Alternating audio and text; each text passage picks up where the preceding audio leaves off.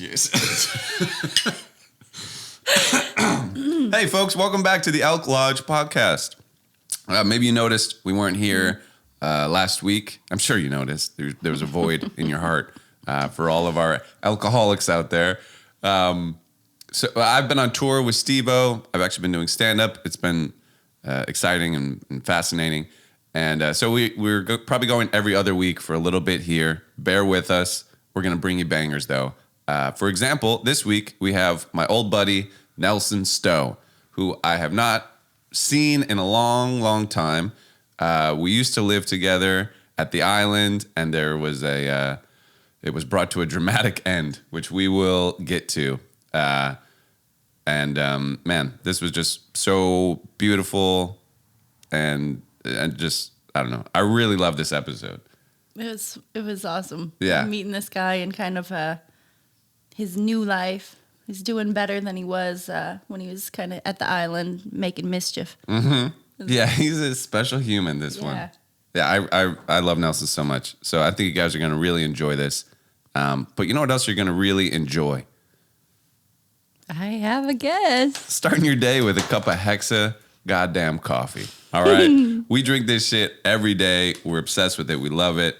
We even went to a holiday party and we had coffee martinis. And we were so good. So you can drink coffee really, literally any time of day.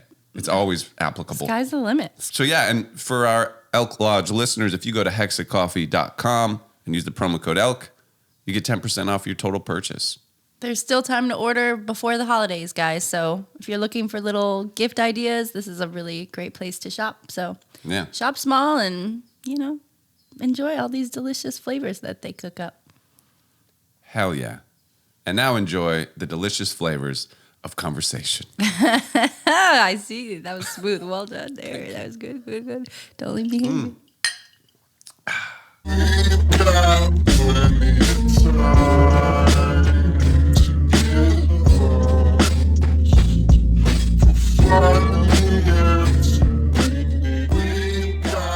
How's it going? Recording in progress.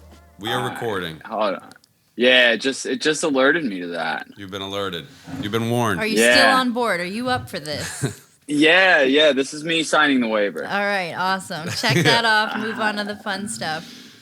Dude, good to see you, man. Can you see? Can you see me all right? Do I need to put more light on or something? I think you look good, and it's actually like a really HD image we're looking at right now. Well, yeah, I typically look better in low lighting situations, so I'm all right with that, Cool. All right, well keep it like this. I think you look good, man. I love the glasses. Thanks. Yeah, my vision has deteriorated along with a few other aspects of my life, so I have to wear these now. Well, welcome to the club. I've had mine since I was 8 years old, so you're late. Yeah, I've been supposed to wear them for quite a long time, and I kind of just was neglectful towards that forever. And then my friend actually, one of her friends had a prescription that was kind of similar to mine, but not exactly. So I wore those glasses for 3 years, and it ended up fucking up my vision worse. Yeah. Just interesting. Yeah. Typical derelict shit. Typical Daryl. Do you ever have people put your glasses on and they'll just walk around being like, "I'm so blind. You're so blind. This is horrible." Shocked by your prescription. I did that to her the other day, actually. It was rude. Yeah. No, but I'm always jealous of glasses look so good, you guys look so cool with these glasses, and I don't need them, but I sometimes wish I needed them. So I could look so cool. You've got your Blu-ray glasses. So sexy. Though. Yeah, I do I do wear blue blockers when I edit. Okay. Yeah. Well, that's a look. But nobody That's sees me. Nobody sees me. That's when I'm alone. I don't really get a webcam and start filming yourself. Yeah. You know what I mean? I am looking at a screen right now. So it wouldn't be so crazy if I wore my cool glasses during something like this. Do you want to join the club right now? I'm going to go get them. I'm hearing too. You know what? You guys are right. I'm going to go get them. I'll be right back. Yeah. We got you. All right. Three's a crowd. Yeah. Let's do this. And then, let's formally introduce ourselves here because I don't really have much experience in knowing you at all. Yeah. Hi, Nelson. I'm Nelson. Yeah. Pleasure to meet you. Nelson Lowe here with us. That's awesome. Stowe? Lowe. No, Stowe. Fucking A. He just told me 3 seconds ago. I forgot. Okay, Stowe. There it is. Yeah. Jeez Louise. Well, I'm Christine Donnelly. Yeah, I'm sorry I didn't. No, I just jumped right in with bits. I'm rusty. I also can't find my glasses. I think they're in my car. Forget it. Forget it's okay. It was valiant attempt, Paul. Yeah. Valiant attempt. I barely tried. You Nelson, Christine Nelson. Sorry about that. No. Yeah, we kind of just did it because you're a bad host. I know, I'm terrible. No, it's not on him. I'm a co-host. I should have my manners, but sometimes I forget them. But yeah, good to meet you. You were from the Florida chapter, right? This is where your saga began. That's where we met. Yeah, exactly. Okay, was it like love at first sight? How did you guys befriend each other? Honestly, I don't know what Paul thought of me at the beginning, but I probably think it was somewhere along the lines of, this guy's a drunk asshole. I mean, you could be honest about that because I was a drunk asshole. I did not think that when I first met you. I did not think you were a drunk asshole. Eventually, I did have an opinion that you were a drunk asshole. But well, yes, okay. When I first met you guys, I thought you guys were so cool. I mean, you guys were like living in a big house, like rappers, performing shows, you know. The first time I actually saw you guys was sorry, I think my mic's a little hot. Was we played a show at Back Booth, and like we were backing Head Chef's band, and you guys played there as well. And that was the first time I saw you guys. But then we started really clicking at Austin's Coffee, right? Was that would have been where we like actually met? Yeah, that sounds about right. JC and Nelson. So JC and Nelson had a rap duo. And that you guys lived together too in that house that you're referring to, I believe? Yeah. Right, okay. They lived together. Mm-hmm. There was a bunch of people living there. And they hosted like an open mic hip hop night at a local coffee shop. But it became like really cool. It became kind of like a staple in the hip hop community of and from what I understand, it's still going on. Oh, I think it is because I think JC went to it recently. Oh, that's cool. Apparently the dude told him that like, yo, Monday Night Raw is what we were calling it. Yeah. An ode to professional wrestling. Mm-hmm. He was like, yo, it saved the shop. He was like, the Monday nights like kept us going. I was like, oh shit, because we actually started going there when it was this guy named Schlyface. And this DJ whose name is Gladkill, who is like now a big deal, apparently. If you look him up on the internet, he's like doing like big shit, I guess. But anyways, and then they were like, all right, we're done with it. More or less. Like they just kind of like cycled out. And then JC and I were like, well, it needs to keep going. So that's when we started doing it. And then like, you know, everybody started showing up and it was a good time. It was a hit. It was a hit. So you had a hit on your hands. It was fucking fun too. And then so my band eventually would sometimes come and just like, instead of a DJ playing beats, we would play beats. Me and Tato and our buddy Milton. And it was just fucking cool. And Eric would do it sometimes too. Eric Miller. Yeah. Your saxophone player, Paulo. Paolo. That's right. Gotta love a good sax. Yeah. Yeah. Fun. I mean, sometimes where I work in a bar now, and sometimes like I'll just throw Careless Whisper on just to hear that intro. It's like, yeah, it's cool and all, like the words are cute and shit, but that saxophone is the most seductive fucking saxophone part ever. It is. It really you is. hear it, it's widely recognizable. It makes you want to undress almost immediately, you know? Yeah. We love George Michael. Love him. But specifically the saxophone. Whoever played the saxophone in the George Michael song is sort of the real MVP of the situation. Yeah, absolutely. I hope he is still living reasonably well from just that alone. I wondered, does he get paid every time that plays? I would hope so. I hope he got a good deal. I don't know what kind of deal he got. I really hope so too. You know what? If he's doing bad, we should start a GoFundMe to keep him going. Yes. You know what I mean? Absolutely. Like, I wonder. He's probably doing cameos. He's probably doing cameos where he plays Careless Whisper for you. You know, like. Wait, which one's Careless Whisper again? It's like down. I'm never gonna dance again. Guilty feet have got no rhythm. Yeah, see, you know. Don't even know the words. I only know the saxophone part. No, it's a hit song too, but the sax really makes it. You'd know it if you heard it. But we gotta listen to this. What I hope is that he's not like in a dive bar somewhere, like lost everything, putting out his last like couple dollars to get like a Coors Banquet. And he's like, I'm the guy who played saxophone in Careless Whisper. I hope that's not his life right now. If it is, I hope so too. We should set up an intervention for him and get him right on the back track. Either way, you're probably right about the GoFundMe. That's sort of like step one for any financial move in this country. No matter what he has, he deserves more. Whether he's in the gutter or even in a mansion, it's not enough for what he's done for us, you know? I mean, the amount of semi-hards I've got from listening to that part is just ridiculous, you know? I've always, the saxophone has always stood out to me that way too. Like it just was such a like full and kind of jarring sound over like the other instruments usually with it. I don't know. It kind of punches through. It just like punches through everything. And well, it's got like the beauty of the woodwind aspect, you know what I mean? So it's got like flute vibes mixed with horn vibes. It's just like a brilliant blend of sounds that really speaks to my fucking soul. What about you? Do you play any, like what are your instruments of choice, I guess? I actually really don't play any instruments. I just write. Right. You never did any guitar or anything like that? Actually, oddly enough, I did play the alto saxophone for 3 years in middle school. Wow. No way. Yeah.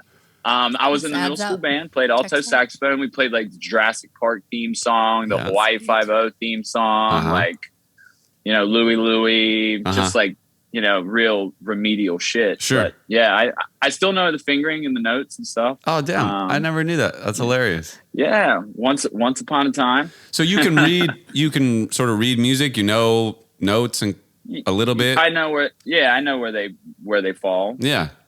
That's cool. I never realized that.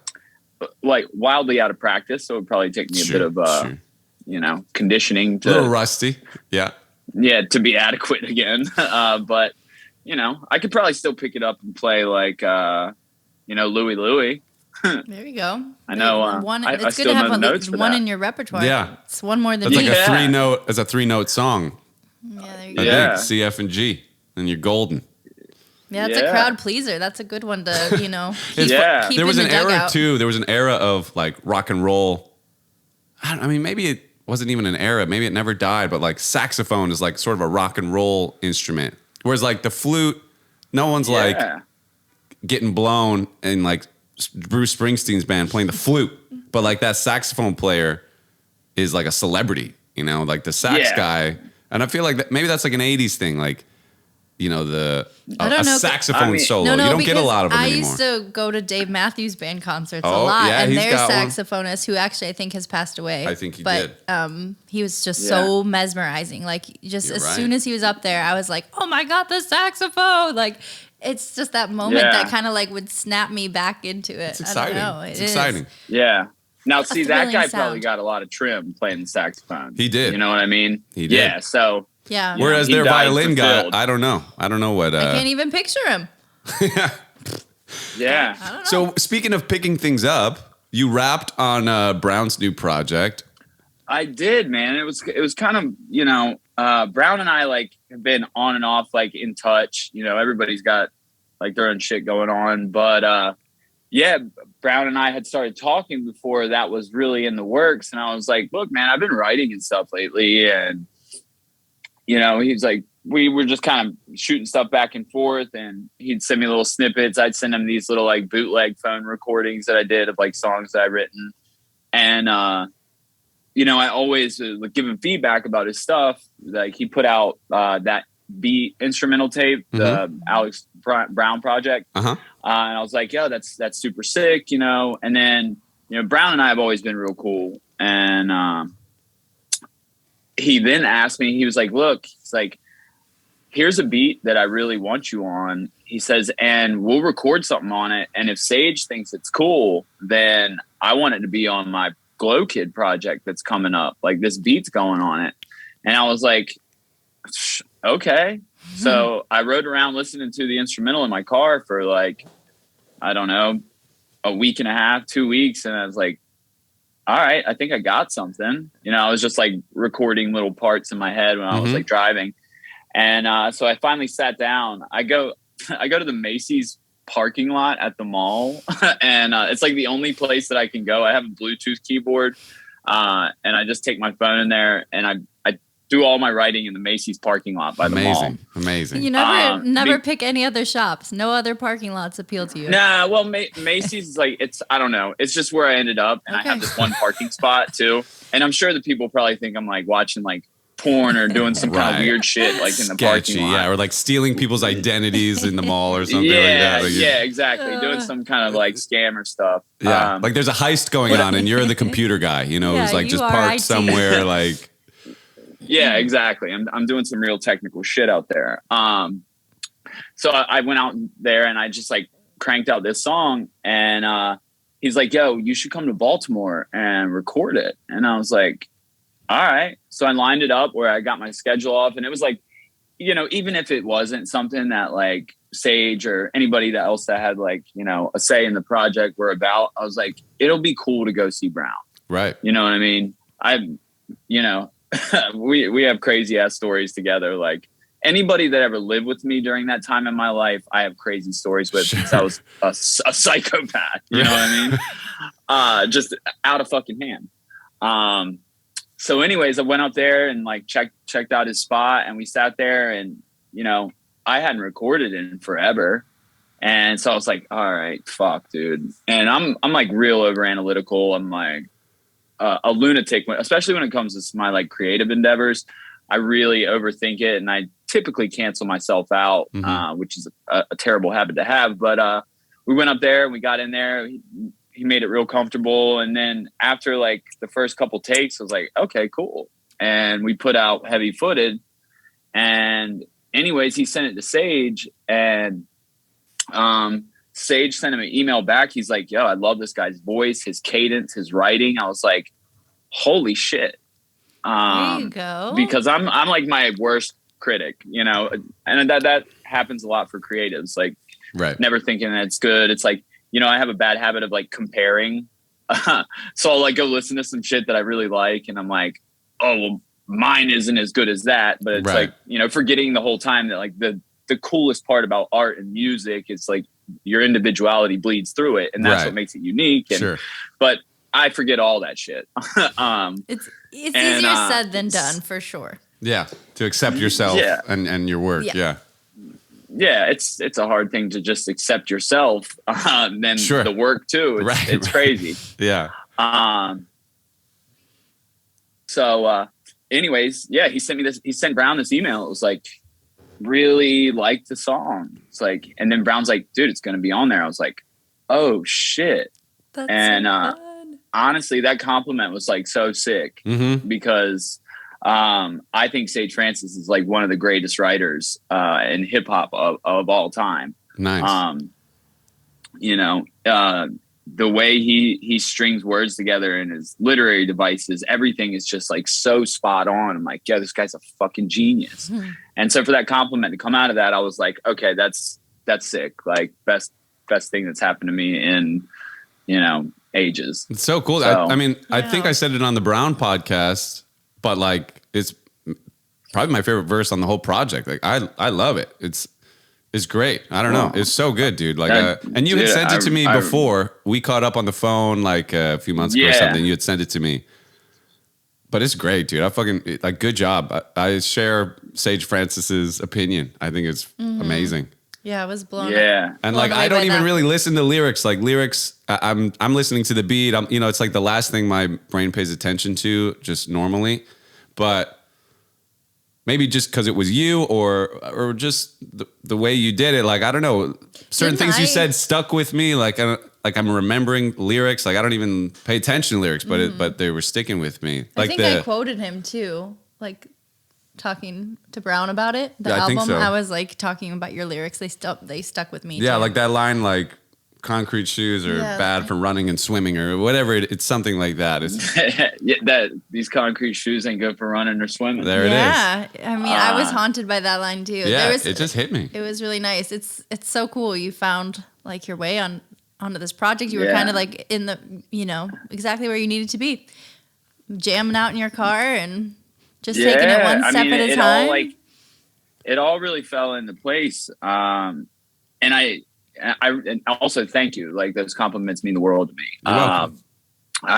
We love a good compliment. Yeah, a little validation goes a long way. Yeah, we need them. Absolutely. And it's like, you know, I had asked people, I'm like, yo, what do you guys think about it and all this stuff? And it's like somebody turned me onto it. Like one of my favorite lines that I have ever written in anything.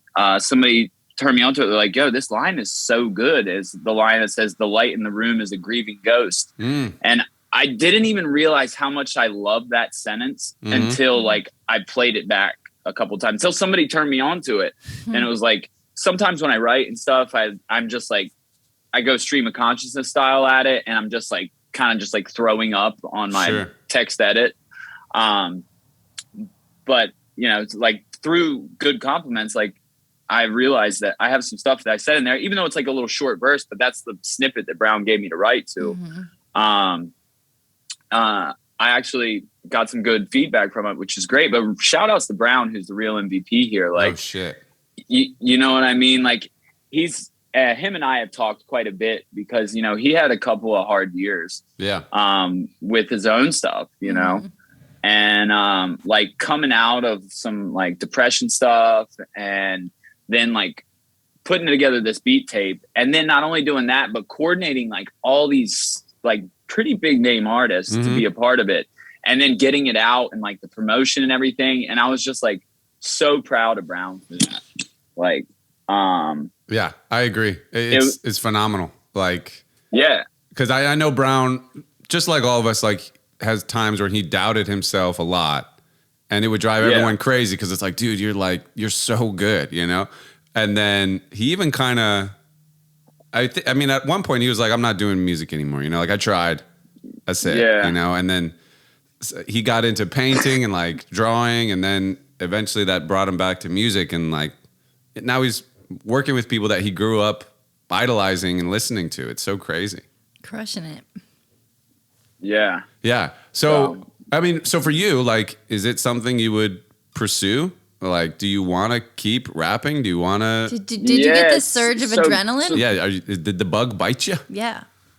Yeah. So right now, Brown and I are working. Bubba. Oh, sorry. My brother actually is. I'm at North Carolina from. You're in Hatteras? Yeah, I'm here. Dude, amazing. Yeah. So. Anyways, he just come in. Well, say what's up to Boog. I don't know if he remembers me. But. Is this, you guys went on the island adventure? Up. This is, yes. Hell yeah, dude. Says, what's happening? He said, Paul, man, I see you thriving. I heard him. Fuck yeah, Boog. Yeah. Thanks, dude. He says, thanks, buddy. Yeah, so I came down here a few days ago. But shit, where were we at? I was asking if you got bit by the bug. Like, are you going to keep rapping? Oh, yeah, man. So I've not really over the past couple years, like, I've been putting together like little pieces of stuff, and not just music, not just like lyrics and stuff, but I've been working on some prose stuff as well, which I found that I'm a much better writer writing prose than I am writing music. I love melodies and stuff like that, so I think I'll always do like music stuff. But I actually think that my stronger ability lies in just standard written word. So maybe you'll write a book or something.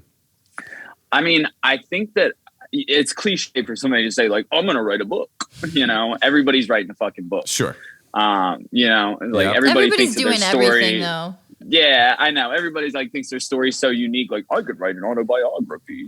And maybe they could, but they wouldn't all stick around with like the publication process that lasts 2 years. You know, like to they drop see it all like the way flies. through is a lot. It's a different I agree. story. But and I mean, you're not the only person with a wild life and a wild story, but your life has been wild, and it's a wild story, and it's a redemption story, and it's There's a lot in there. I would read your book for sure. Absolutely. I mean, would you write about yourself, or do you think you would tell like a novel, like a story, a fictional story? I think it would be a lot about myself. Yeah. But you know, it's the way that it would kind of be laid out is like, you know, I went through some shit. Like, you know, I created every pitfall that I fell in, but it would be, you know, a description of certain events. But typically, or generally, it would be just the lessons that I learned from everything, you know, because dealing with all that hardship and all of the consequence of my behavior, you know, I really developed a personal insight on my views of the human condition and how it plays out in everyday society, you know. And I learned so much about how to treat people, how to treat myself, how to just be decent through all this shit that I went through. And, you know, I only learned lessons the hardest way imaginable. And I certainly found the hardest way to learn those. Sure. And I think that I have, you know, at least for myself, a unique perspective of, you know,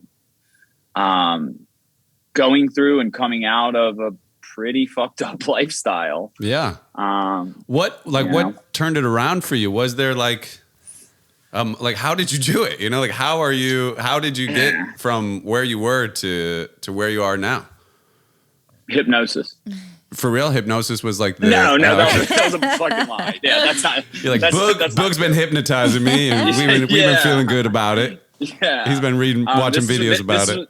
This is where I plug his 1-800 hotline. Yeah, he'll hypnotize anybody. He's on some Miss Cleo shit right now. Yeah, exactly. That's amazing. You know, it just got to a point where I was like, dude, I lived all over the place after I left Los Angeles. Mm-hmm. And I destroyed and rebuilt my life so many times, and I had nothing so many times, like absolutely nothing. Like I was living on the street at one point, panhandling, like nowhere to go. You know, I suffered some terrible ass kickings while I was homeless, one of which broke my neck. The other one, my orbital bone got kicked in. I had to have that reconstructed. Fuck. But yeah, dude, it was next level. I mean, I have like thousands of stories about all that stuff that are just degradation tales. Most of my life has been a fucking degradation tale. Yeah. But it got to the point where I was like, you know, I would go through these phases. I was like, okay, I'm going to get sober. I'd stay sober for like a couple months. I go to detox and, you know, and then I would come out and like, oh, okay, I'm going to do right. And then, you know, I just hadn't made up my mind. I just wasn't done. And, you know, the fact that I'm alive is crazy. And also, I'll take this opportunity to apologize. When I was in detox over the years, like one of the probably 75 detoxes that I went to, I saw somebody have a seizure. It was the first time I've ever seen anybody have a seizure, dude. That shit is scary. I'm sorry for that. Like, because Nelson would have seizures. When Nelson would, well, I mean, you would try to quit drinking or something. It became like when you would try to stop, he would get these seizures. And one time he had a seizure, and he landed on the ground, he split his head open, and it was just like so fucking gnarly.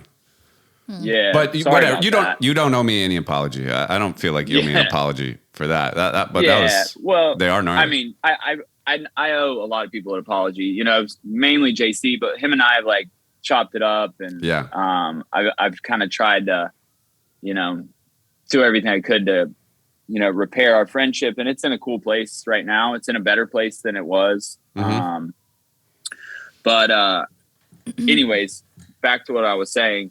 I get on little like rabbit trails all the time. That's great, dude. Sometimes I'm enjoying. Sometimes you gotta be directive. That's all right. You're doing great.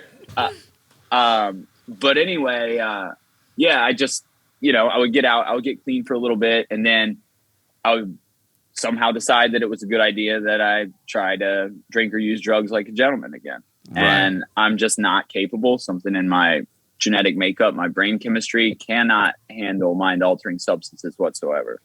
And it just got to a point where I was like hanging on the edge of my life, you know, and I had a realization that I was either going to die broken, alone, miserable, you know, without anybody there, or I was going to give myself a chance. Like, and in that moment, I was like, I'm not ready to die, you know?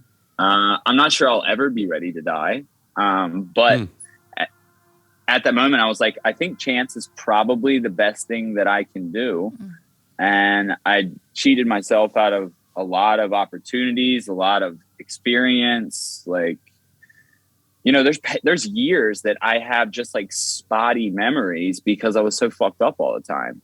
And it's like, that's time that I'll never get back. There's like so many things that I could have learned. Like I'll go out just on a regular day and just eavesdrop on somebody at a coffee shop, and I might hear something that might like indirectly influence my outlook on like a number of different things. You know, I'm just like, I think about like all the things that I missed, all of the situations that I could have watched, or, you know, experiences I could have gained with my friends, or, you know, new friends I could have made. And it trips me out. But yeah, I just got to the point I was like, I'm either going to die alone and miserable, or I'm going to try to live and give myself a chance. And, you know, and my cousin, who was like one of my best friends, it's like my brother. I grew up a mile down the road from him. He died of a drug overdose. And when that happened, it kind of was like, yeah, I can't do that. You know, it would crush my mom and like sister, and like, it would just be a bad look. It'd crush everybody. Yeah. It'd be a bummer if you would died. Yeah. And so I just, you know, that one day I just was like, I'm going to choose chance. And every day since is like, well, if you want to have that chance, you can't be a fucking juggalo, you know? So yeah, I just keep on doing the right thing, or not. I won't say doing the right thing, but remaining abstinent from drugs and alcohol. Yeah. You know, I still make piss poor choices all the time, but it's not in that direction. Right. Well, that's good. So, yeah, man. Yeah, I mean, it's, you know, I'm probably going to say this a million times, but it's so good to see you, just to see you, because I miss you, but just see you like good, and like, even like I'm looking at like your skin, and like you're so handsome, and like it's just, you look so great, you know? Like, you gonna fuck around and make me blush. Yeah. Like I'm just so happy that you're doing this well. Likewise, it's amazing. Man. Yeah, I'm doing okay. Yeah. You know? Was there a lot of like work on like guilt or like shame or like things like, you know, like, cause even, you know, I wasn't like a derelict quite like you were, but I've done like piece of shit things in my life and been an asshole and been rude. And I deal with guilt a lot. Like I have such a guilty conscience. Christine always has to hear me be like, I feel so guilty about like the way I behaved. You're or what I did. I forgot to call my brother back. Yeah. Like he's going to think like I'm a bad brother. Like I just deal with guilt. Do you have any, like, oh yeah, absolutely. Like the whole thing about like when I would try to get clean, it was like, you know, the whole reason that I started using drugs and alcohol is like, ever since I've been a kid, I've had like these crazy self-esteem issues, like overthought everything, you know, never thought I was good enough at anything. And that's, you know, starting in grade school. And I started getting drunk when I was a kid. You know, I grew up with my older brother and then our older cousin who's much older. And I remember the first time I got good, proper drunk, I was like, this is the off switch for all the shit. You know, I was like, I'm going to do this as much as I can because it makes me feel okay. It doesn't make it removes like a lot of the craziness that I was creating.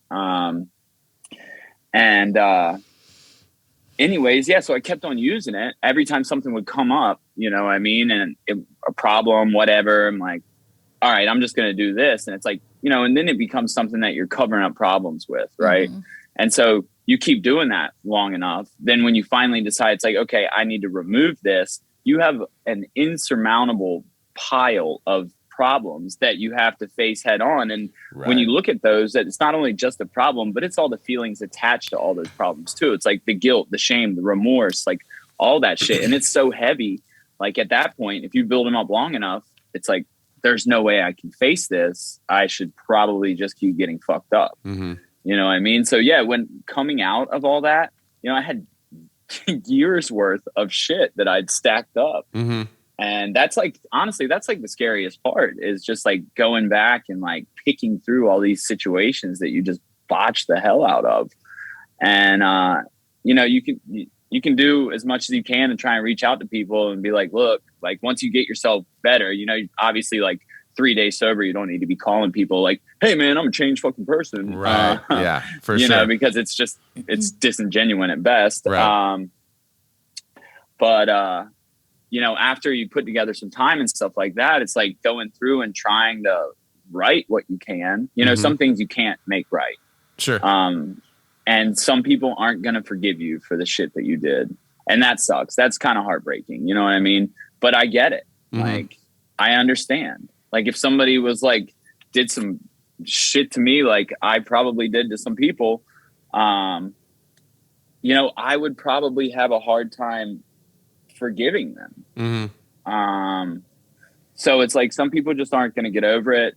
But going through all that guilt and shame shit, dude, that's next level. Like a lot of people get lost in that work and they're like, okay, yeah, no, fuck it. Back to the booze. Like, let's just, that was easier to deal with than all this heavy shit. Yeah. Because it's like, you know, I wasn't making A1 decisions at all, you know? Yeah.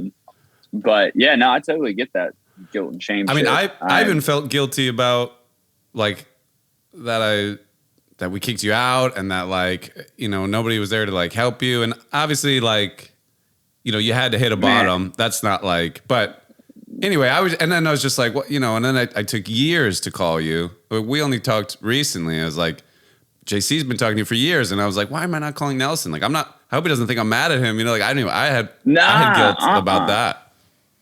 I mean, the way I had it figured, I was like, you know, I like that whole time, I don't even really remember like getting officially kicked out.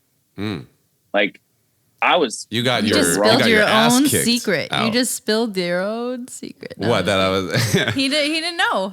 No, I'm kidding.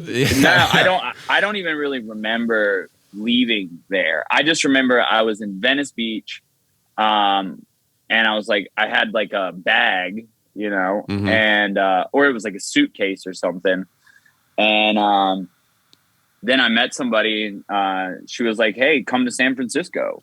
And I was like, okay, got on a bus with this chick and just like went to San Francisco. But another strange fucking memory that I had from that one of those nights that I was out in Venice Beach is like, I'm laying there sleeping like a church stoop or some shit or somewhere in that area.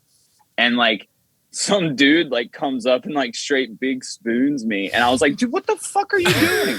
He was like, oh, well, I don't know. I thought it would be cool. I was like, please don't. Like, please don't.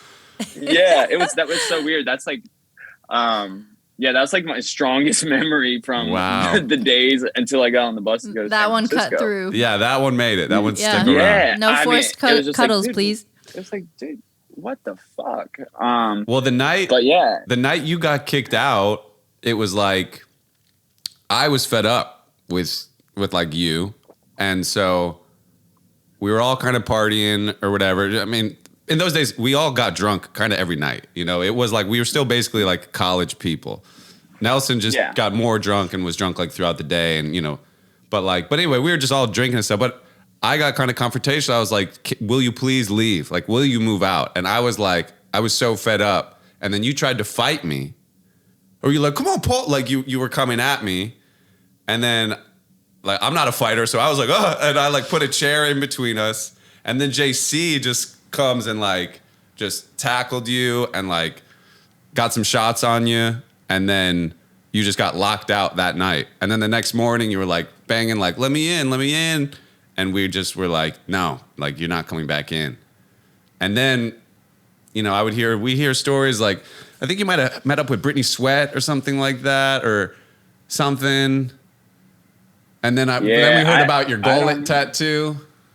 Because you got that like right after, I think.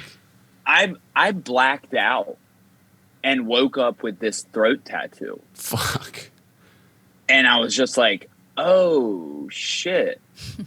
Okay. All right. That's a thing. Wow. I don't even know where I got money for it or anything, dude. I was like, I have no idea. It's not a bad tattoo either. It's not like a... No, it doesn't look free, you know? It's not the best one that I have. But you know, I have a lot of shitty tattoos, but that's part of having tattoos. You have shitty ones. Yeah.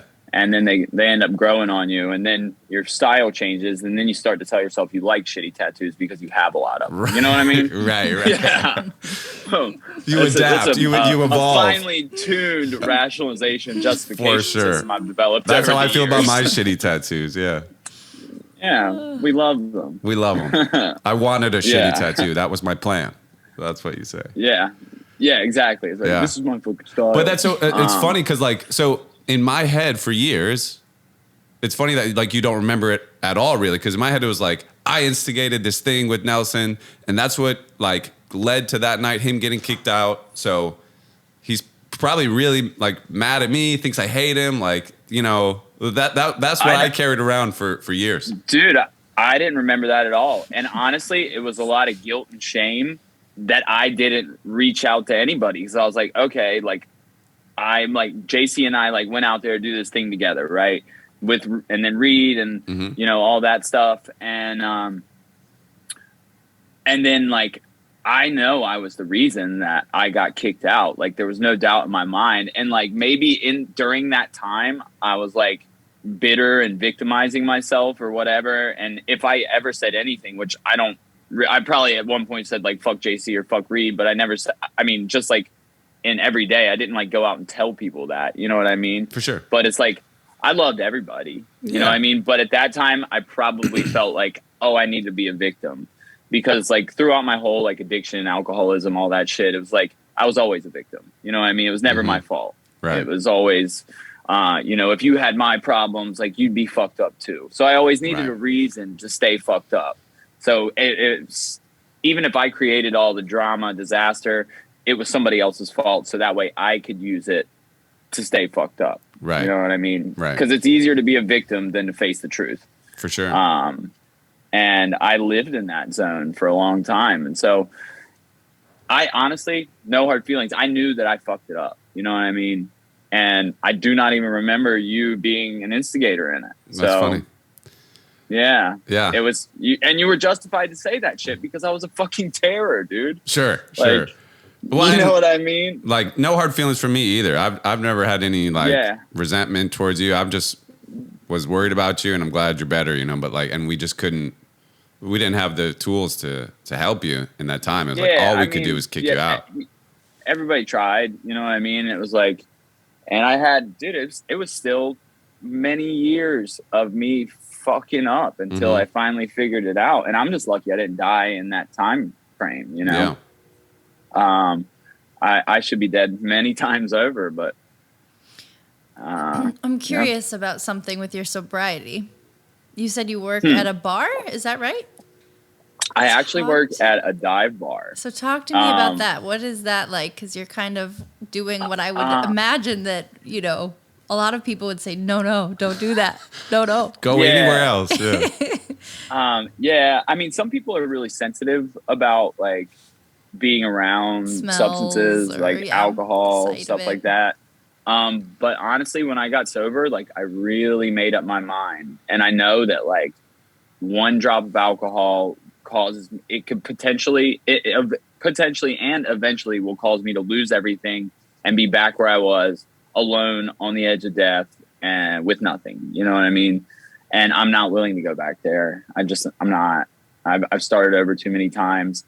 And then, you know, once you get past that, it's really not anything. Cause even like every time I was trying to get sober, like I lived in Boston, Chicago and stuff, like Boston mainly is like, you know, I worked in a restaurant and bars the whole time.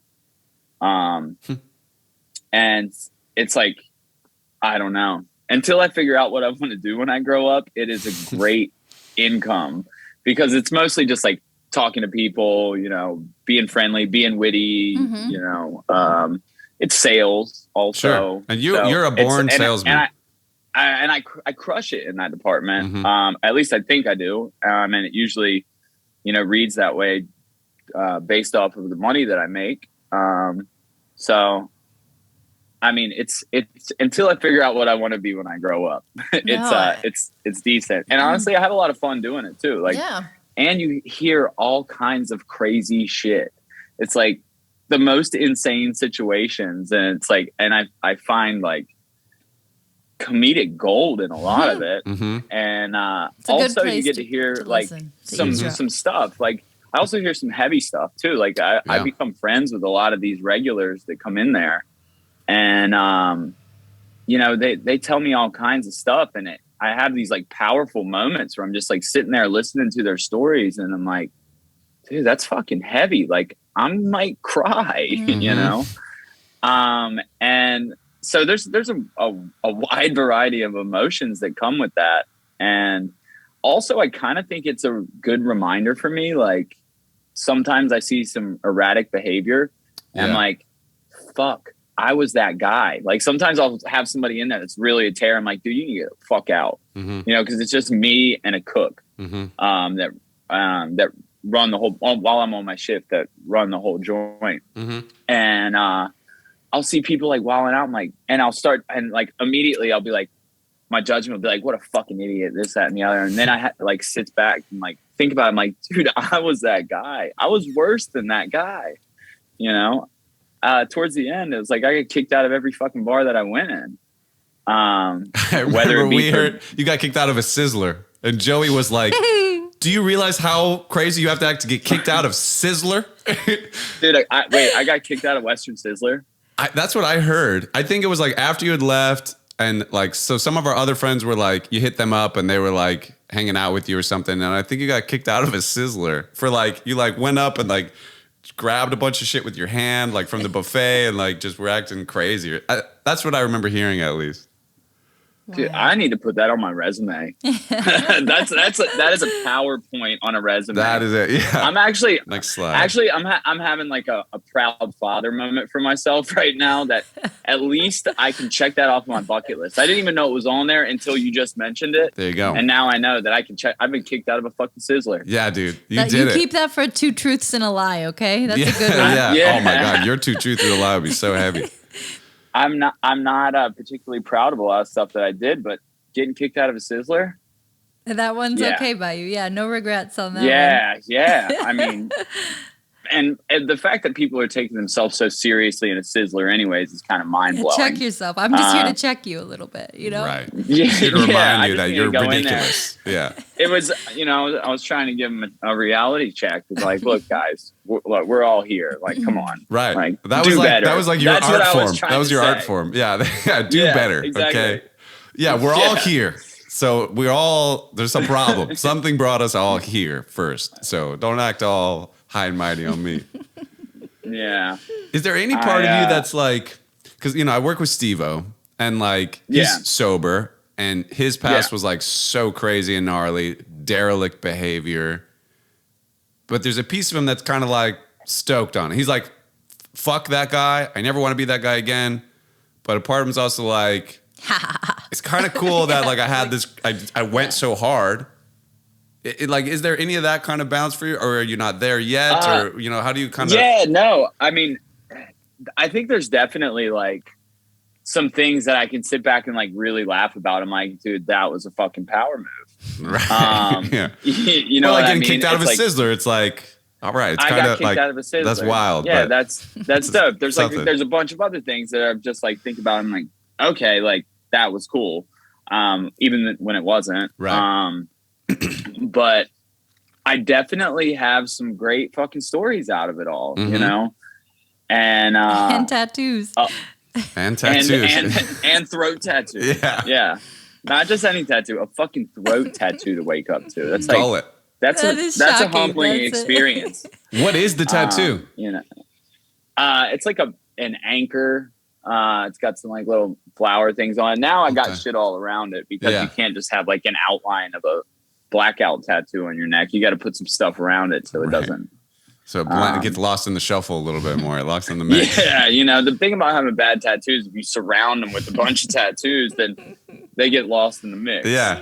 Smart. It's a good strategy. I need to do that. I have like my stupid Truth Don't Die tattoo. You Truth Don't Die. And I got to like get a bunch of other dumb shit so that this isn't so apparent. Well, my suggestion for you, if you want shitty tattoos, go on Facebook Marketplace, right? Okay.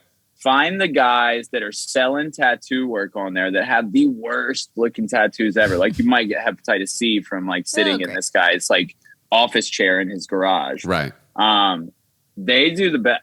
Sometimes I just geek out on that, and they're asking like $100 for a tattoo, and then you look at all the pictures they provided. I'm like, I'm like, I almost kind of want one of those just to get one because they're so fucking bad that they're hilarious. Wow. All right, I'll check it out. I don't actually. I'll do that this weekend. Yeah, you can come with. You can get your first tattoo. Oh man. What a great story. What a great place for a first tattoo.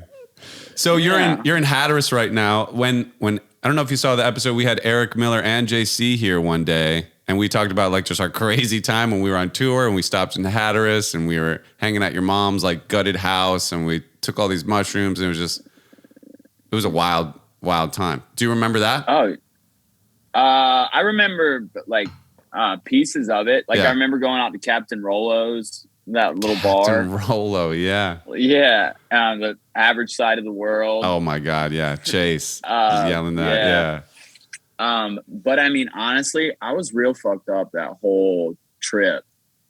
You know, that was like in pretty peak consumption for me.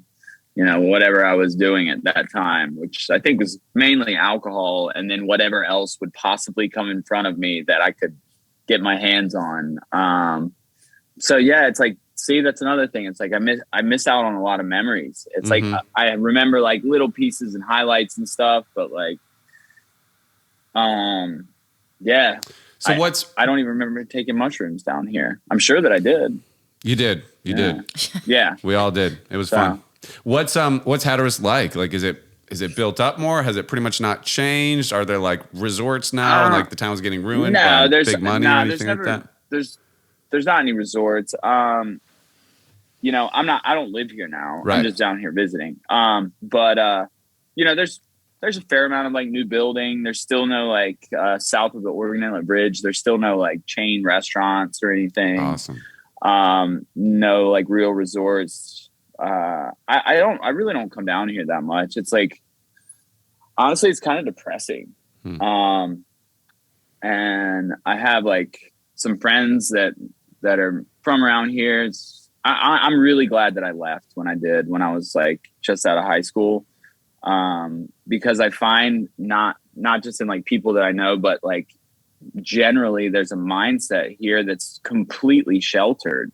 You know what I mean? Like a lot of people don't ever leave here, and all they know is like, you know, what they hear from people that are older than them that didn't leave, and what they experience here that's like completely different from what happens everywhere else. You know, it's like, and like isolation coupled with tradition preserves the weirdest, most fucked up way of operating. And that's what I feel down here. It's like a lot of weird, like closed-minded shit. And just, you know, there's some like special like nostalgia attached to this place from when I was a kid, you know, but for the most part, as an adult who's like gone out and like seen stuff, experienced things, and, you know, had a wide variety of shit happen, you know, coming here, I feel like, all right, there are so many governors on what's possible here that it just makes me feel weird to be in. You know, it's like a fish tank.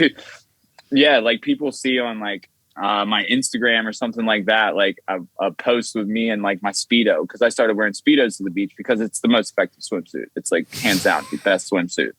But then it's like I'm hearing all these like rumors, like people like see me like in a nice outfit or something on my Instagram or something like that. I'm like, oh yeah, he's gay.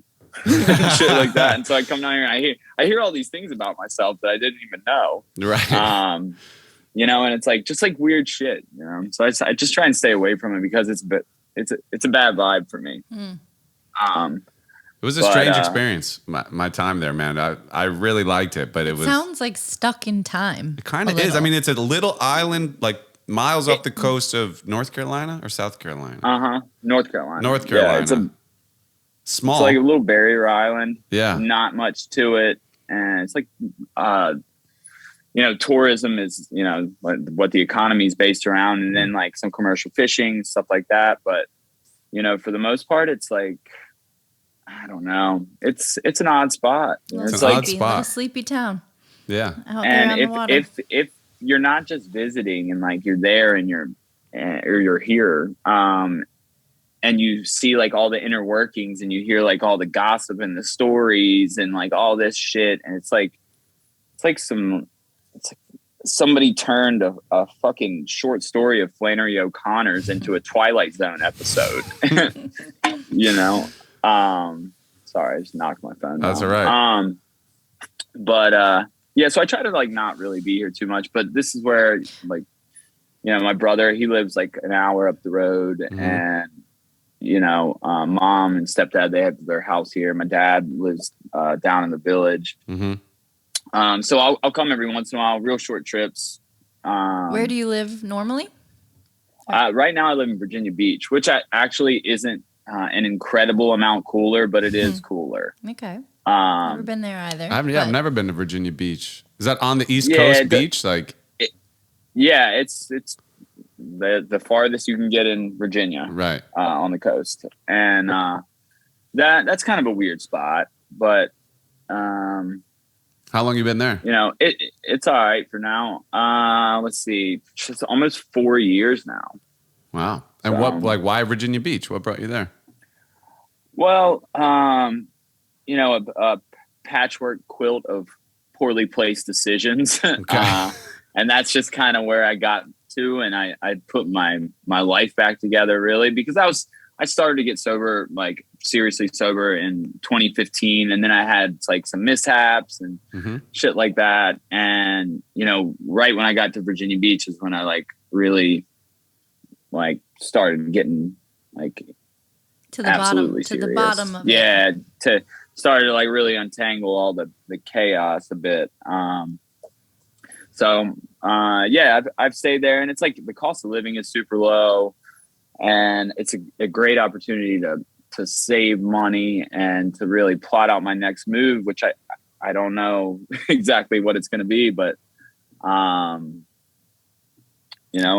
But hey, I'll figure it out. You're giving yourself these chances. Dude. I love it. You're just sort of planning. That's a good place to be. And like you're a great salesman. Like you always have been. Like you were able to tell someone to like give you like free booze even if you didn't have money at like a liquor store or something, or like if you were like short, like I feel like they would hook you up. Anyway, you'll figure it out. I don't doubt it. Yeah, I'm not like at this point. I'm not going to drive myself crazy about it because I'm already like feel like I'm living way beyond what I should have.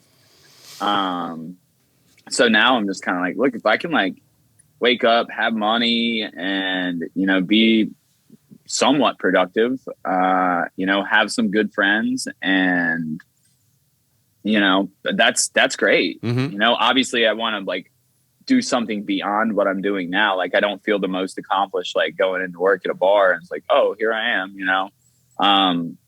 because I see some people that just get stuck in that. And then I also see some people that aren't really capable of a whole lot more. And I don't have the most confidence or anything, but I sit there at days, I'm like, fuck, it's like, I know I could do something way cooler than this and feel more fulfilled, but I think that's, everybody's trying to figure themselves out. I don't think I'm ever going to stop trying to figure out what I want to do, even if I end up doing something that I want to do. It's always, you figure out one thing and then there's the next thing comes up. You just we're all just continuously figuring things out. It's like the human experience, I guess. Just always wanting more, needing more, striving. Crave. But that's good. Yeah. That's good that, even finding yourself in a position where that's what you're thinking about is such a testament to like how far you've come, Yeah, it's a good point. You're not just living like in the survivalist place anymore. You're beyond that. And that's like incredible. I have a chance to, have some decent dialogue with myself. Yeah. I was just going to say, from what I've gathered, I think you you obviously are very talented at a lot of things. So, I love the idea of you writing. You can definitely do anything else. You don't have to work in a bar, but fuck if it's working for you. No shame in that, The naysayers can just go jump in the bay or whatever. I don't know. Kick rocks. Is that what they say? I don't think so. Who are they? I don't know. Oh, okay. Just anyway, because I feel like that, like the voice in my head of like, oh, I need to have a like different kind of job or higher salary or all these things. Like I've taught preschool for years and I've always loved that. But then I was like, I have to prove that I can do more. So like, I really relate to that. I feel like it's just this pressure that we get from society in general. And then it comes down into like our own psyche and way of thinking and like framing it all. So I guess maybe you're the naysayer in this situation. Yeah. You're your yes. own. Yeah. I'm You're mine. probably right. Always. Yeah. And it comes from a terribly dark pit of fear. Yes. But it's funny though. We do we tell ourselves like, oh, I'm not doing enough or I haven't done enough. But you'll never feel like you're doing enough. And there's always someone who's like, dude, if I just had like a consistent job, and that'd be amazing. You know? Right. And the things we tell ourselves, we would never like say our worst fears or anxieties to our friend. You know, we would always like give them the benefit of the doubt. I would, you know what I mean? But it's so much harder to do to yourself, like just that softness and like the kindness that it takes to like pick yourself up, you know, but. Yeah. I mean, I give out fire advice. Like people come to me and they're like, what should I do? And from an outside perspective, I'm like, okay, well, let's connect these points and like, this is what you should do. And it's fire advice. And then it's like, I come to making my own decisions or like trying to like convince myself to do a certain thing or motivate myself in a certain direction. And just like, okay, yeah, no, I'm not going to do that. It's hard. I mean, I wish I could take my own advice as well as I give it. Yeah. You know? We always say like, I also want that for myself. Because like, if I work for somebody, I'm such a great employee. But when I'm my own boss with something, like I'm such a cool boss, you know, that I'm like, dude, whatever, take the day off, you know, like, what are you working so hard for? You know, like I never hold myself to like the same standard that I hold myself to when I'm working for somebody else. Yeah. I'm a fire employee. If I'm not, you know, being a fucking drunk, right. Great employee. You know, I never call out. I always show up, I always pick up whatever needs to be done. But yeah, when it comes to my own, like, you know, things that I want to be doing for myself, I'm like, you know, I worked all week and I have this downtime and I'd rather watch some like piece of shit episodic television program. Mm-hmm. Well, I'm selling my soul for television all the time. We've been watching, what's the Oxycontin show? Dope Sick. Dope Sick. Have you seen that? With no, Michael but Keaton? I have been. Well, I was going to say, like, I've lived it. You guys especially based off me dodged such a bullet. We were living in Florida. There's all this Oxycontin going around. You guys you got into Oxycontin at a time, right? Wildly addicted. Yeah, and so it's like that's when my alcohol use started getting really crazy because Reed started making me go take drug tests and shit. And like they like got real like bad about it because it was like I was just when I couldn't get the 30s, which were the blue Oxy 30s basically, but they don't have any Tylenol in them, so that's what made them so like cool and appealing. And they got you super fucked up. I don't know if you ever heard me talk about scratchers. Yeah, I know about the scratchers. That's what it was. Because you scratch the coating that's time release coating off, or no? Well, that's like if you're gonna like shoot an 80 or something. Okay. No, but scratchers because they make you. Because they make you itchy, and so I would always be around. And it's like, and then this is fucked up, but people would be around and was like, yo, you want to do some scratchers that just make you feel good? And it's like basically just giving people synthetic heroin. Yeah. It's like. That's fucked up. And then it's like, if I couldn't get any pills, then I was fucking sick because naturally like your body builds up a physical dependency to those. And like opiates are the devil. And so it's like, couldn't do that. It's like, oh, well, I'll just go get some heroin and snort that. Really? But then I started having, yeah, absolutely. In Florida, that was happening? Yeah. Fuck. Yeah. And it's like, yeah, I mean, that's kind of what the show is. It's like people got addicted to these pills and then the pills run out or they get too expensive and so many people fall to heroin. Yeah. Yeah. And I mean, that's honestly, the like origin of so many opiate addictions starts out with, doctor prescribed pain medication. Yeah. And yeah, then it just gets bad. And like, and when when they started making me like take drug tests and shit, like about the scratchers and stuff, it's like, obviously I was dope sick as fuck. And, that's why I would just go to the liquor store and buy like 5 half gallons and just like drink myself through it. Then your body builds up a physical dependency to alcohol and then you have to maintain that. So it was like, really, it was just like for a long period of time, I just was cross addicting. I would like do one until I couldn't do it. Then I would do the other one until I couldn't do that. Then I would switch back. And, honestly, in the years like 2014, 2015, like I got real bad on heroin. Wow. And, up north, and that was less than stellar. Where is that? Chicago or Boston?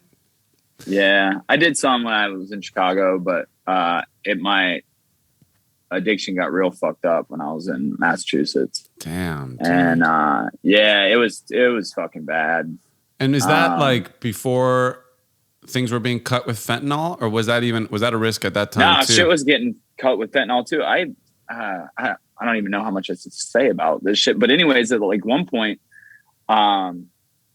this dude that I was buying drugs from was like, "Hey, I got this stuff. It's a little bit different." And he pulls it out. He's like, "Yeah, China White." And I was like, "Okay, yeah, that's not true." When it comes to heroin, and it's like you feel the texture of it. It was granulated. It was like straight up fentanyl, straight bag of fentanyl. Wow. And I was so sick. I was like, "All right, I'll just buy some and just do a little bit of it." And that's how fucked up. It's like people know now that like fentanyl's in everything. Like people are buying home pressed pills that have fucking enough fentanyl in it to kill you. And it's like, and then there's not only just fentanyl, there's carfentanil, which is like 100 times more powerful than regular fentanyl. And there's people that are specifically addicted to fentanyl. They know that it's fentanyl and they keep using it because it's like, it gets you fucked up.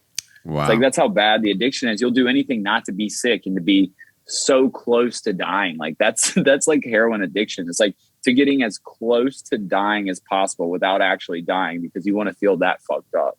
Jesus. And it's bad, dude, because it starts out like it just like makes you feel really good and itchy and like you'll want to like clean a few things and stuff like that. But as it progresses, like you have to keep doing more and more.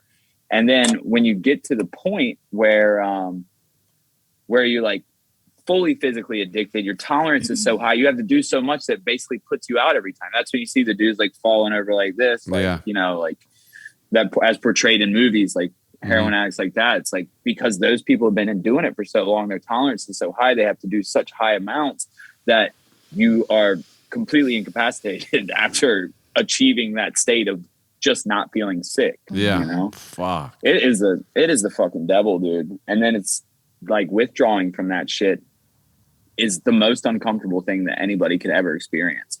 I'd rather be shot 3 times in non-lethal area than go through a heroin withdrawal. Wow. Any day of the week. It's fucking miserable. It sounds so brutal. Yeah, you can't sleep. You're uncomfortable in your skin. You can't sit still. You're sweating. You're freezing. You're fucking puking. You're shitting. It's, it's not. 10 out of 10 would not recommend. Yeah. Heroin addiction. Look, I'll say there's an unpopular opinion, but I'll say it here. Heroin addiction is no good. Yeah. For a little while, it's cool. Like nodding out over a bucket of root beer float. Like great time. Right. It gets progressively worse from there. That's your highlight. That's as good as it's going to get.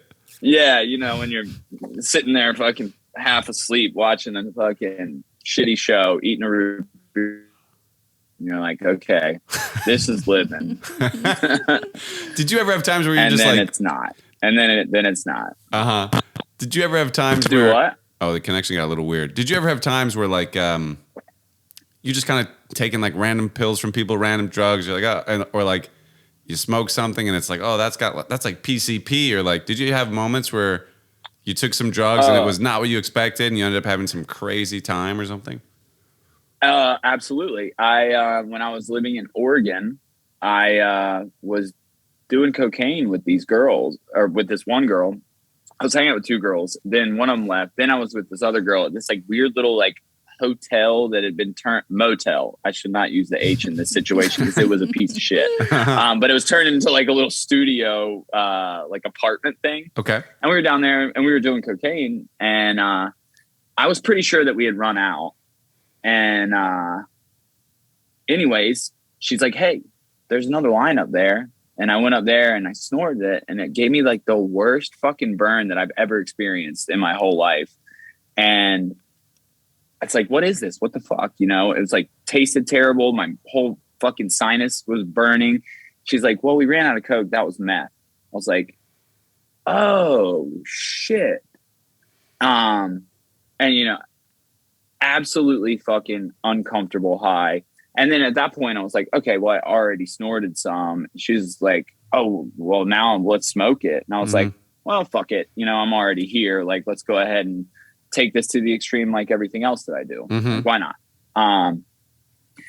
Anyways, 10 out of 10 would not recommend that. I don't understand how people maintain addictions to that, because it made me feel so fucked up for so many days. Like, after a real strange experience in that motel studio efficiency thing, which I won't really get into, I couldn't even drink myself to sleep. Like, no amount of alcohol could put me to sleep. I didn't want to look people in the eyes for like 2 solid days. I was almost positive the girl at the gas station across the street from where I lived, like, knew I was fucked up. I was like apologizing to strangers because I thought that I had offended them. Like, it was the most uncomfortable I've ever been. So much paranoia. Yeah, the paranoia. Yeah, it was insane, dude. It's like, and thinking back on so many experiences now that I've been like pretty far removed, I haven't even like smoked weed or anything in over 4 years. And now, like, thinking back, I'm like, shit, man, like, I can't even imagine that was me in so many of the situations that I was in. You know what I mean? Because I'm pretty fucking chill now. Like, I don't ever want to like be in part of any conflict. I don't even like hurting people's feelings. Like, I'm hyper vigilant about policing my own behavior, because I don't want to do something that will like fuck somebody up, ruin somebody's day, or just offend somebody. Like, sure, I still say like horribly fucking timed jokes just because like it's a wit thing, somebody will say something and I'll like pop off, but it's like not like offensive towards any like one person or anything. I still have a lot of character defects. But now I'm just like real calm and chill. It's like, I don't ever want to mess anybody's day up. And thinking back, it's like, that was you in those situations, dude. Like, in all of your stories, you were the main character. And it blows my mind to think that. Like, I can't believe that I was so crazy.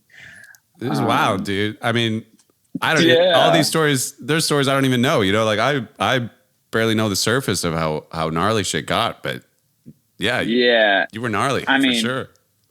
Yeah, it was bad. But fun. Also, you were always a sweet guy. I do want to say that. Like, yeah, and you, like, Nelson would feel bad that he like drank, and like, so he'd like, let me make some eggs, or like, let me like, like, you were always like a sweet friend. You're like, but you would be like, I'm gonna make you some eggs, and you'd take like a Tupperware thing, and like throw some eggs in it and microwave it real quick, and then like he's like, here you go, and I'm like, I don't really want to eat that, like, but anyway, you were always sweet. It was just like, you're just a mess, and it was just like, the sickness was just took over, but you were never like unsweet, at least to me. I never. Yeah, well, I've always thought you're a great guy, Paul. Oh, thanks, buddy. Yeah, I don't know. Yeah, it just made me do a lot of like shit that was really out of character. And after years of trying to rebuild my life and stuff, you have time to sit back and take an inventory of like a lot of shit. And thinking back, it's like, man, I'm not that kind of person. Like, why would I ever do something like that? And at some point, you just have to charge it to the game, and it's like, all right, well, you weren't in control. Like, you obviously had something that was, God, I talk with my hands too much. I keep yanking this cord out of the way. Obviously I wasn't in control, and it's like, I have to like, keep that pretty present in my mind when I start to drift off and think about like, why did you do that? Yeah, it's hard to know where like your true self ends and begins inside of that. Yeah. Like, where does the drug? Yeah. Where's the drug acting versus like who you really are? But and like, also what you were saying too about not like, you don't want to bum people out or like makes like hurt someone's feelings. I work with a lot of sober people. I'm around sober people all the time, and they apologize so quickly if they do something or act like a dick for a second. As soon as they realize they fucked up, they apologize. And I asked when I was like, why? Like, you guys, I love how much you guys apologize. You're so quick to say sorry. And he's like, well, dude, I've done so much work to like clear all that shit off of my plate. Like, if one thing gets put on there again, that like something I have to apologize for, like, I want it off of there immediately. Like, we did so much work to amend things and like apologize. Like we did so much apologizing. Like I can't let that build up again at all. So it's like keeping that slate clean is huge. Yeah.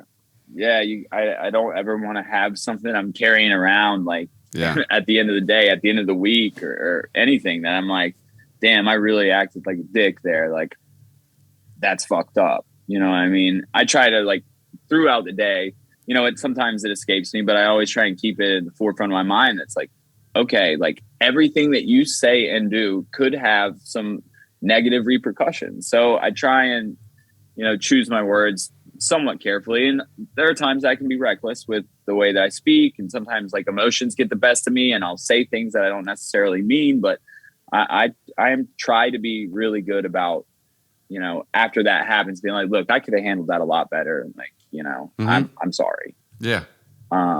Which is great. So for me, it's just, sometimes that's just what people need too. Like saying that, it really goes a long way. An apology, like, gosh, like I'm sorry. Like, I know I came off so rude. Like, I'm not mad at you. You know, I'm just frustrated with the situation. You know, if you're like yelling at a Uber driver or something, you know, it's like, anyway. Yeah. And a lot of times it's like, you know, completely unrelated to whatever situation that I'm actually in. It's just like something else presents itself. And then that becomes the avenue in which I want to unload. It's like, you know, what I haven't from whatever had happened previously that day. Or, so it's, you know, it's just another thing that I'm always going to be working on. Yeah. You know, it's just trying to figure out. Like, so other than the music and the making in the Macy's parking lot, what other things are you doing that like make you feel like you again these days?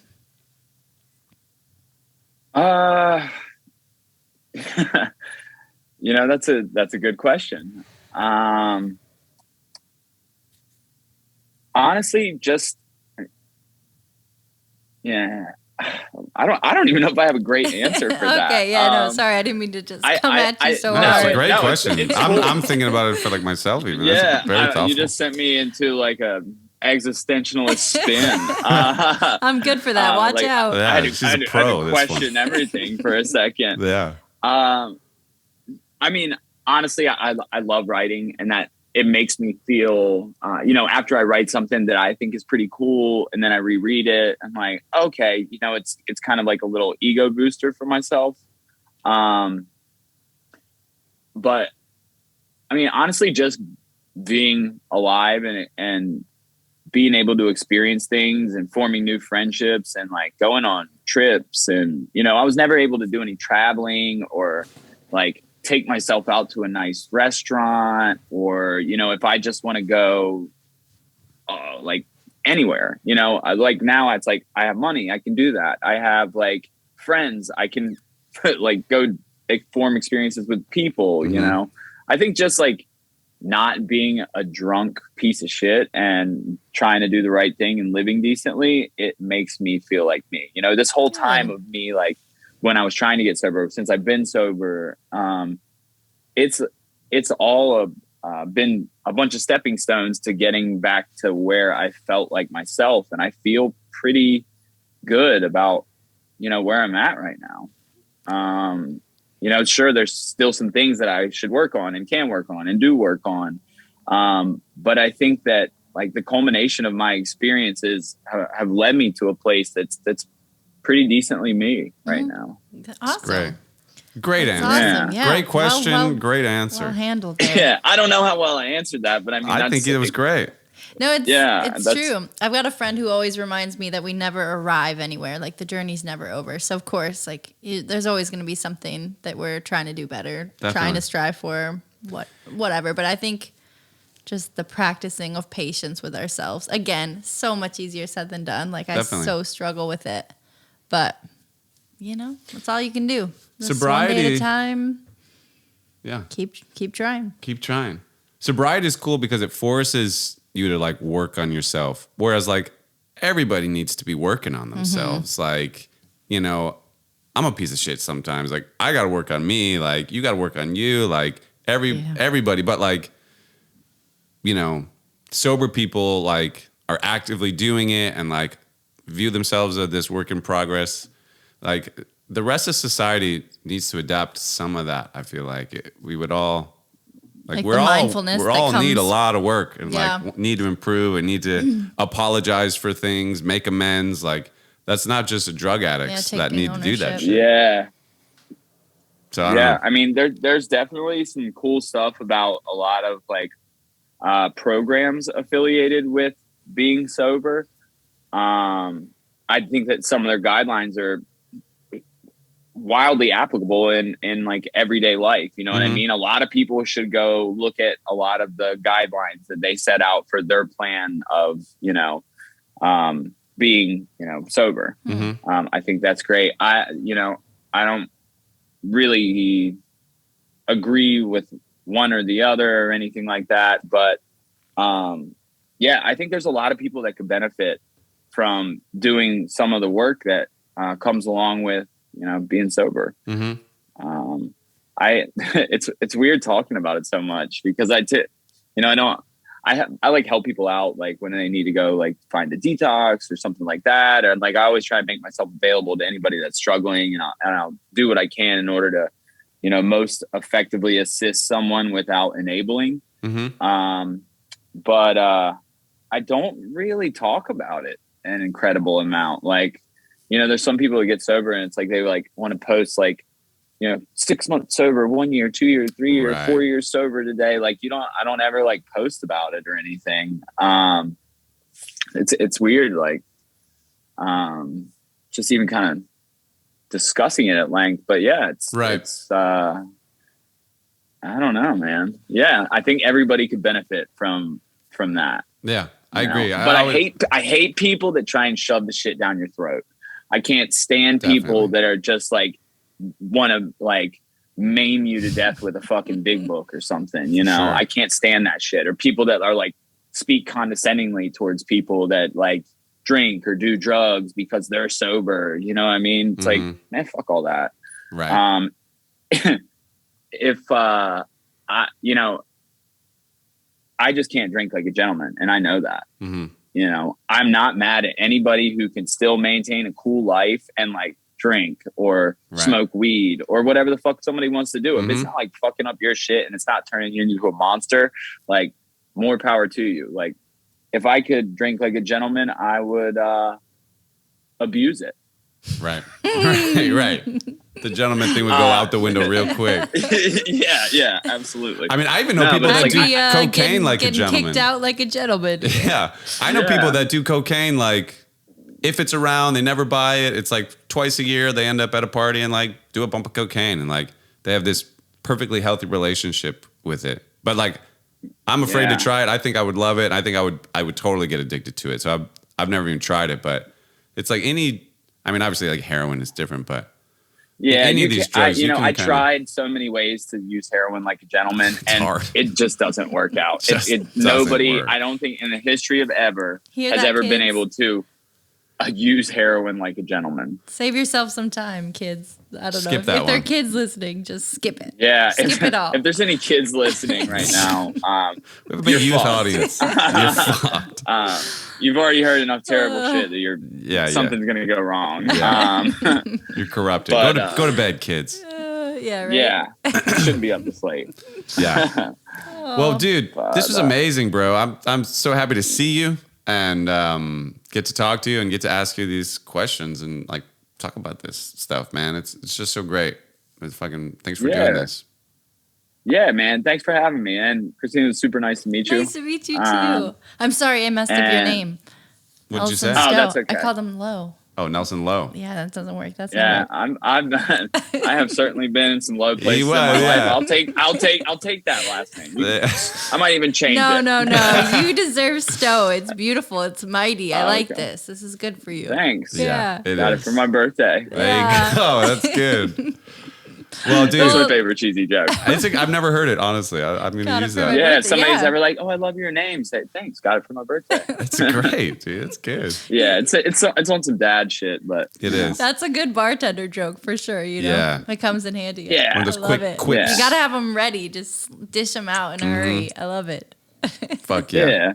Well, hey, dude, say hi to your family for us, and happy Thanksgiving to you. Man.